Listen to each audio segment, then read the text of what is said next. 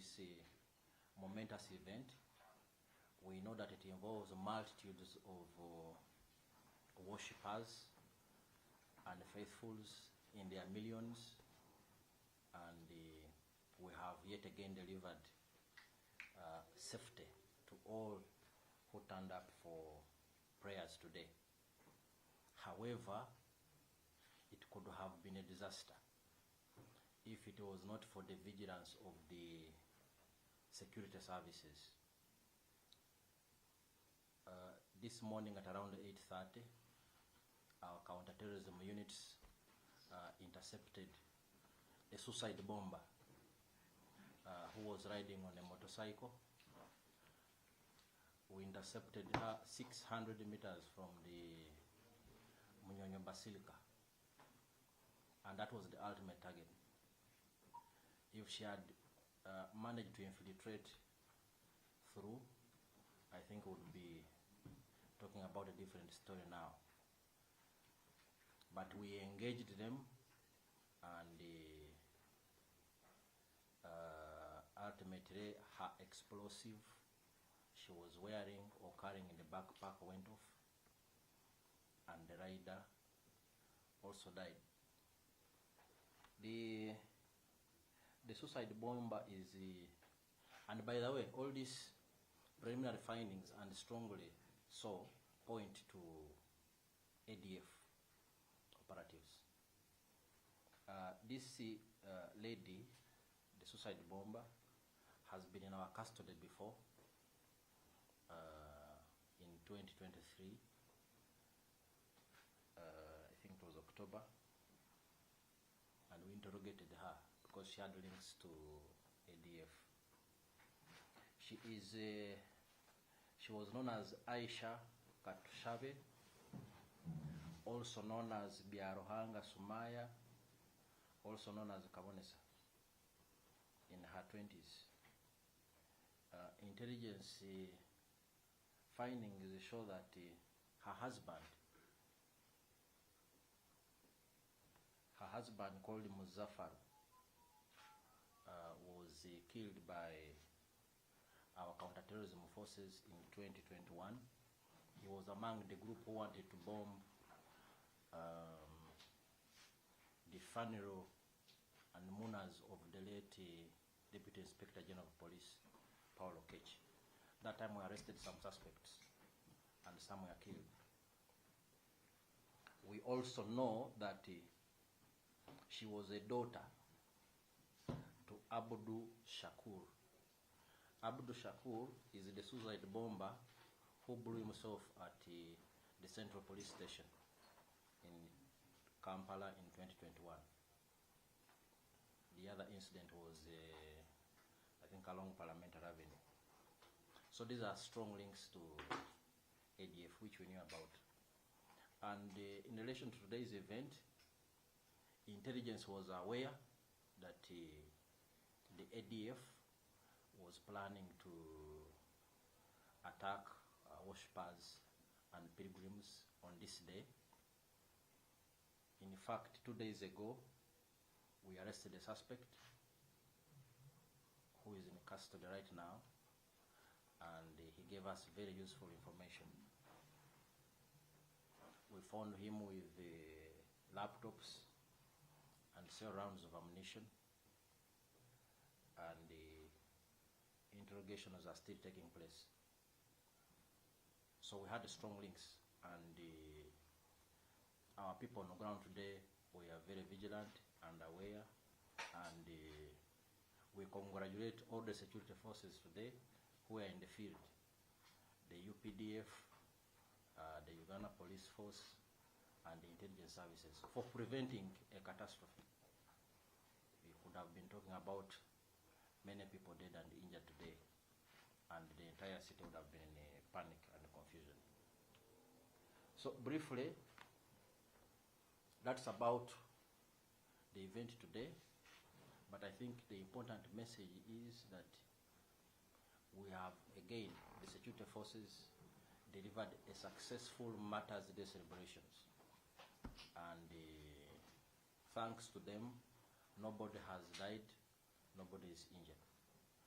although there were attempts to do so by some clearly very negative forces in the outside.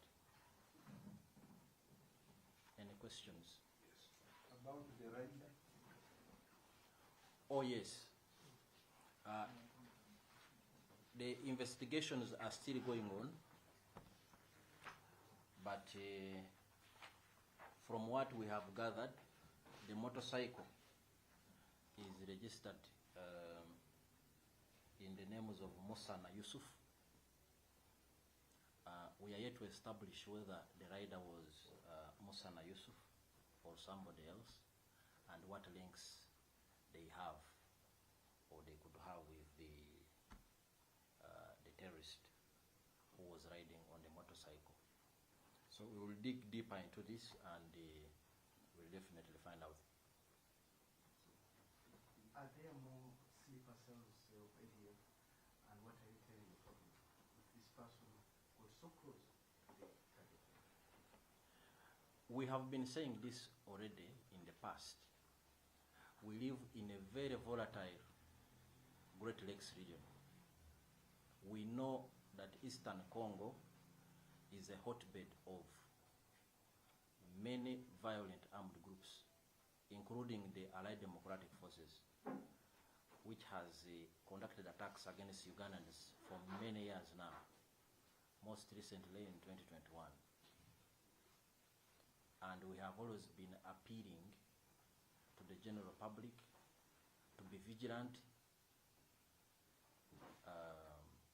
report any suspicious individuals or objects or activities to the security forces so that intervention measures are undertaken in time. And we thank Ugandans that for the most part, Ugandans have been very cooperative with security, and working together with the security services, we have been able to prevent disaster. Otherwise, we could easily have another July 2010 bombings here. But the members of the security forces working with the people who are very vigilant indeed have prevented many of these from happening. We also have the Al-Shabaab situation. It seems far away in Somalia, but actually it is not, because Al-Shabaab comes as close as the northeastern frontier of the Kenya-Somalia border. There is a very big population of Somalis in Kenya and increasingly even in Uganda, so they can always infiltrate. Our borders are porous, so the key is to ensure that we are constantly vigilant. Everyone, the wananchi and the security services. And that's how we'll be able to prevent disaster from striking our people, like it is happening in some places. You say you once arrested the suicide bomber, so you released her under which grounds? We didn't have sufficient evidence, and by the way, this should also tell you that the security services in Uganda and the justice system generally tries to be fair and considerate, although many people tend to think otherwise. If we don't have concrete evidence about you, we might be suspicious, but if we don't have evidence, then we will be compelled to release you. Because to take someone to court means you must have gathered your evidence, and that person will be prosecuted successfully. So there are definitely some gaps in what we had, and we let her go. But today, we have been vindicated that actually she was indeed a terrorist, even when we arrested her back then. But if you are a criminal, you can last so much. Eventually, the law catches up with you, and your bad deeds catch up with you, and she has perished today. Thankfully, without injuring any other bystanders or worshippers or pilgrims. My trust is, thank you, sir. So where has she been living? Who are they? Her other networks so far? How broad are we going to really bring others that you have been cooperating with in this scheme? We have a big picture of ADF terrorist networks in this country, but I think it would be inadvisable for me to go into too much details, because otherwise the sleeper cells will become aware and can slip away or change tactics or change strategy or change location and so on. But we know, I've already told you that her two closest associates, there's a problem. I'm in darkness. No, for you, for others.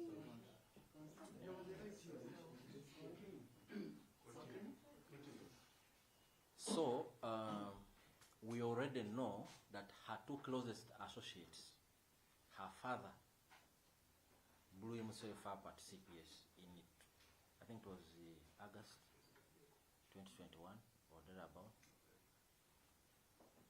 and her husband was also killed by our own forces in The husband is who? Her husband was a terrorist called Muzaffar.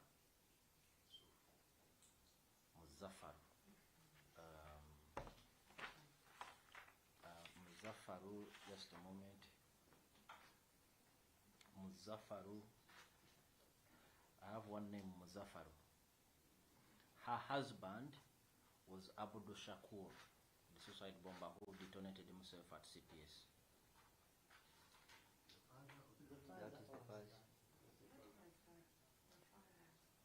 Yes, the father is Abdul Shakur. She was a daughter to Abdul Shakur, a suicide bomber who detonated himself at CPS. That was 2021. Her husband, One Muzaffar, was also killed by our security forces in 2021.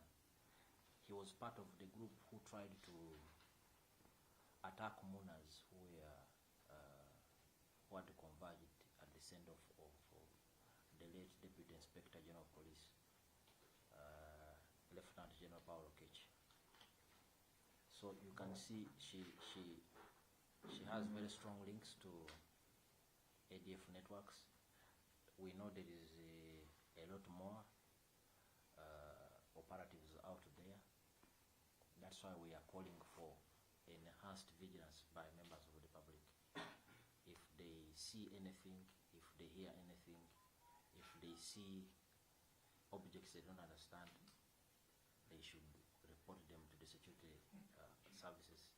And by the way, they have been doing that. I think you've covered many reports before of bombs we have recovered in different places in Kampala here after tip-off from members of the public. So we are very grateful, and we look forward to this enhanced and close working relationship with the members of the public. Because maybe I would like to ask, because you've talked about the people who are still at Namgongo, those are the pilgrims, because we normally know that they don't always leave that place like immediately, because even you'll find others tomorrow. What is your message to them? Because they will be scared about the bomb which has happened right now. What is your message to them? Are you still providing security? What is your message? absolutely, we will not leave our positions until the last pilgrim has departed. This is our modus operandi. Every year, today is the D-Day, Martyrs Day, but there are events before, during, and after. You've seen many pilgrims have been arriving in Namgongo by foot, escorted by police and the UPDF. So we take care of the pilgrims while they travel to the holy sites, during and after. Many are leaving today, but not all of them will be able to depart. So our security posture will remain the same until everybody has departed back to their destination. we are always the last to leave Namugongo after everything has been cleared. In the little video, we see the bike exploding. We are wondering how the officers SWAT the same terrorists, SWAT them and hit them without necessarily fearing that in case the explosion takes place, they will also be included and die. Then there is also picture saturating of the suspect. We don't know whether you can avail us with a photo to help us identify how, so that we don't use the wrong picture. Since you are ever being with her. Apparently, to add on that, we have had some eyewitnesses saying that these two people actually reached church, but because of the heavy security, they failed to go in, so they were leaving. That's when the bomb exploded. Then earlier they said that actually it's the police, the military that shot at them and it exploded. So, what I am telling you is the verified state of events this morning. They attempted to infiltrate, and we intercepted them and engaged them. She wouldn't have blown herself in a generally harmless area. If you know how terrorists work, if one could even get here, they will be happy because they know they can die with a reasonable number. But we prevented that. We engaged the duo stating the explosion, which everyone heard and which almost caused some panic. But the situation was immediately contained, calm was restored, and the mass at that basilica, 600 meters away, proceeded uninterrupted. He has talked about, actually I have some two pictures of that lady. Maybe I will share them with some of you, you can, but she's dead. So, pardon? All of us, not some of us. You will share amongst yourselves. So, she's dead, but we know there are other accomplices out there, and if people have information, we are happy if they share it with us, because they are certainly not the last ADF terrorists we are going to deal with here. And I will share with you the picture. Okay, two questions from me. With all these happenings, how safe are Ugandans? That's one. Secondly, there is also some information we received yesterday of UPDF soldiers attempting to attack a police station. Are you aware of this and how you handle it? The first question about the safety of Ugandans, I think the Uganda People's Defense Forces and the security services generally, the Uganda Police Force and the intelligence services, I think we have demonstrated for a long time our strong capabilities in terms of securing the people of Uganda and their property from border to border, east to west, north to south, and northeast to southwest, northwest to southeast. Uganda is relatively secure. You couldn't say the same about southern Sudan, and we went there to support the government of South Sudan. You couldn't certainly say the same about DRC. So, and in my earlier statement, I alluded to the fact that Uganda is located in a very volatile Great Lakes region. But the fact that our people are living peacefully overall and are going about their normal activities, I think is commendable. The same way we have secured the Ugandans for the last 40 years is the same way we are going to continue to work, but even better, because our capabilities are getting better, human resource capabilities in terms of training, in terms of equipment, in terms of modern intelligence gathering capabilities, in terms of building reliable allies, in terms of deepening our collaboration with the wananchi, everything is going very well. And I think Ugandans have no cause to worry. All they need is to continue to work with us very closely, and we will prevent most of these bad things from happening. Sorry. Second question. The second question. Just about the exclusive. We'd like to know when they are I'm exclusive. complimenting on his question. Since you are here on behalf of UPDF, I would like Mr. Colonel Mages to help us understand whether there is a good working relationship between UPDF and Uganda Police Force. Having witnessed several occasions, police officers being undermined by the soldiers, right from the woman, the sergeant, now assistant inspector of police, Namaganda, who was slapped by a high-ranking officer, Martyrs, and up to now she has not gained any justice. We see the incident of Lugoa, the attack on police. We see now another police officer of Wakiso, who claims they wanted even to replace her because they told her her uniform did not matter, given that she was not serving the interests of the soldiers. Kindly clarify on that matter. So, there is no question whatsoever that the security forces of Uganda, the Uganda People's Defense Forces, and the Uganda Police Force, and the intelligence services have a very close and robust working relationship. There is absolutely no doubt about that, and it is solid, and it is producing results. Peace. Today is a demonstration. I already pointed out that UPDF, our counter-terrorism units, the Uganda Police Force, the intelligence services have all been in the field working together and coordinating very closely. That's why we have a successful event like that one, and many others we have pulled off together.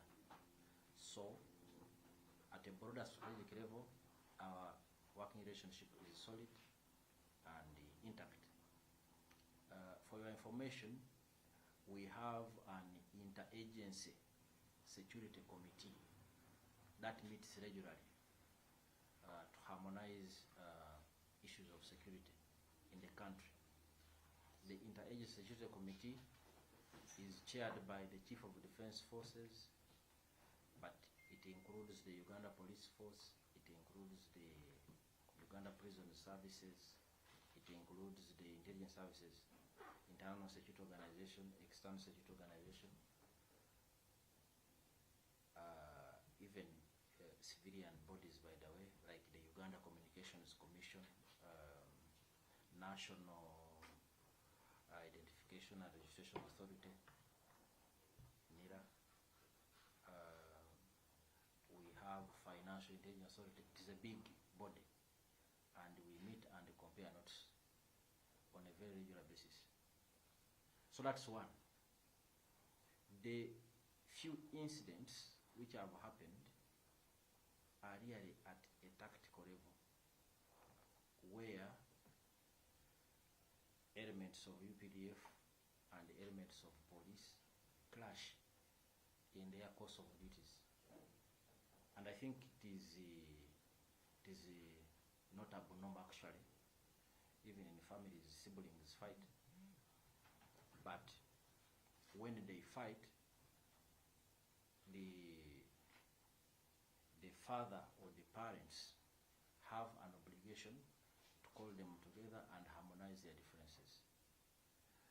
So these misunderstandings at lower levels cannot be used to say that there is a breakup in the working relations. Far from it. So those incidents you mentioned, Lubowa, were reviewed and actions were taken. The incident in Wakiso yesterday involved another force, the Land Protection Unit led by Brigadier Chams. I'm told it is a land wrangle in Wakiso involving two brothers, two capable brothers who have been leveraging their networks. One allied to the police, and then the other one trying to use the group of Zulkiamuzi. Even this is being handled and will be addressed. So these small issues cannot distract us from the big picture. There might be cases of indiscipline as well, but I think UPDF also has a very strong track record in terms of instilling discipline in our own era. If you make a mistake in UPDF, you are sure you will be punished 100%. Actually, it is the nullification, almost nullification of the court-martial that had worried some of us, because then we were no longer able to, or we were no longer going to be able to punish our own decisively. But we thank the people of Uganda through their representative in Parliament who restored the law, and our discipline will continue as it has always been. Firm but fair. That's how UPDF has been able to maintain discipline. And by the way, our discipline, you can look around the whole of Africa, around the world, even including the people we admire most, the United States, the British, and others. I think you've heard what they did in Iraq, what they did in Afghanistan and other areas. I'm sure you've not heard about the same. You've been in Somalia now for 18 years. You've not had things even close by our soldiers. So discipline, combat discipline, very, very important in our life.